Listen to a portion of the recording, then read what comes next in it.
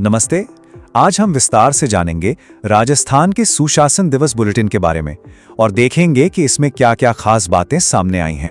तो देखिए आज हम क्या-क्या कवर करने वाले हैं। सबसे पहले सुशासन दिवस आखिर है क्या, इसे समझेंगे। फिर बात होगी रोजगार और युवाओं की, प्रशासनिक सुधारों की, खेलों की और आखिर में राजस्थान की अर्थव्यवस्था का क्या हाल है और आगे का क्या लक्ष्य है, इस पर भी एक नजर डालेंगे। तो चलिए शुरू करते हैं। देखिए, सीधे आंकड़ों पर जाने से पहले ये समझना बहुत जरूरी है कि ये सारी घोषणाएं हुई क्यों। तो सबसे पहले इसका पूरा कॉन्टेक्स्ट सेट करते हैं। ये दिन यानी सुशासन दिवस सरकार के हालिया फोकस और जितनी भी नई पहलें हुई हैं उन्हें समझने के लिए आप कह सकते हैं कि एक तरह से नींव का काम करता है। और प्रशासन का जो पूरा अप्रोच है वो इन्हीं 3 पिलर्स पर टिका है: विश्वास, संवाद और परिणाम। ये 3 शब्द काफी महत्वपूर्ण हैं। ठीक है, तो अब आते हैं पहले और सबसे अहम मुद्दे पर, यानी रोजगार और युवा कल्याण। देखते हैं कि युवाओं के लिए मौके बनाने के लिए क्या किया जा रहा है। सरकार ने एक बहुत बड़ा और कहना होगा काफी महत्वाकांक्षी लक्ष्य रखा है। पूरे 10 लाख रोजगार का ये अगले 5 साल का टारगेट है।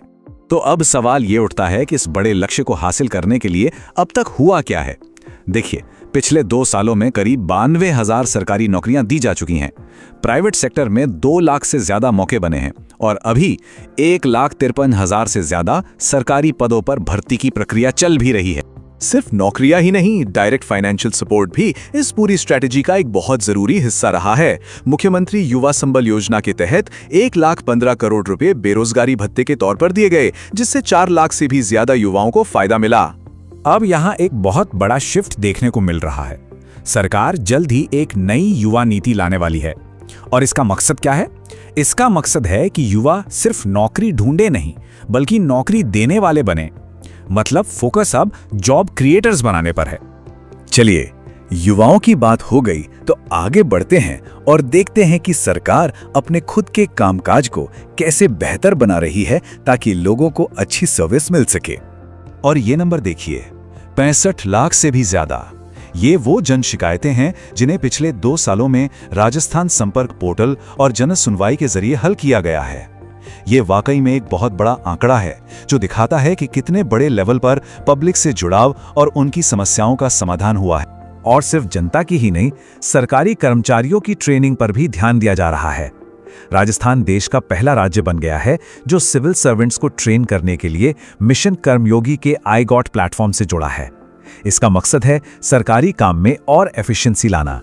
और इसका असर देखिए, 7 लाख से ज्यादा सरकारी कर्मचारियों ने 26 लाख से भी ज्यादा ट्रेनिंग कोर्स पूरे किए हैं। इससे पता चलता है कि इस प्रोग्राम को कितने बड़े स्केल पर अपनाया गया है। चलिए, अब जरा फील्ड बदलते हैं और बात करते हैं खेल और खिलाड़ियों की।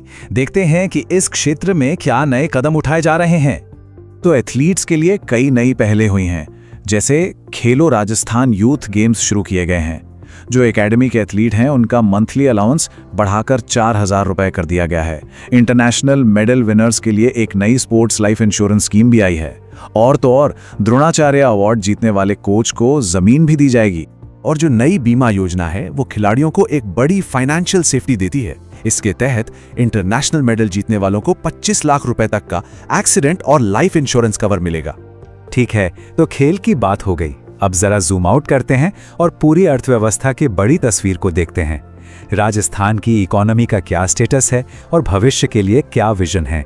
तो देखिए, अभी की बात करें तो राजस्थान भारत की 7वीं सबसे बड़ी अर्थव्यवस्था है और लक्ष्य है 2047 तक इसे $4.3 ट्रिलियन की इकोनॉमी बनाना। तो अब देख सकते हैं कि आज हम कहां हैं और भविष्य का लक्ष्य कितना बड़ा है। तो चलिए, अभी तक हमने जितने भी जरूरी आंकड़े देखे उन सबको एक साथ एक नजर में देख लेते हैं ताकि सब कुछ क्लियर हो जाए। ये टेबल आप कह सकते हैं कि एक क्विक समरी है। इकोनॉमी में हम 7वें नंबर पर हैं। लक्ष्य $4.3 ट्रिलियन का है। रोजगार का 5 साल का टारगेट 10 लाख है। 2 साल में 65 लाख से ज्यादा शिकायतों का निपटारा हुआ है और युवा संबल योजना से 4 लाख से ज्यादा युवाओं को फायदा मिला है। मतलब ये आंकड़े इन पहलों के स्केल को दिखाते हैं। और आखिर में मुख्यमंत्री श्री भजनलाल शर्मा का एक बड़ा बयान भी सामने आया है। उन्होंने कहा कि हमारे कार्यकाल के पिछले 2 वर्षों में राज्य में एक भी पेपर लीक नहीं हुआ है। ये बयान भर्ती प्रक्रिया में पारदर्शिता लाने पर सरकार के फोकस को दिखाता है।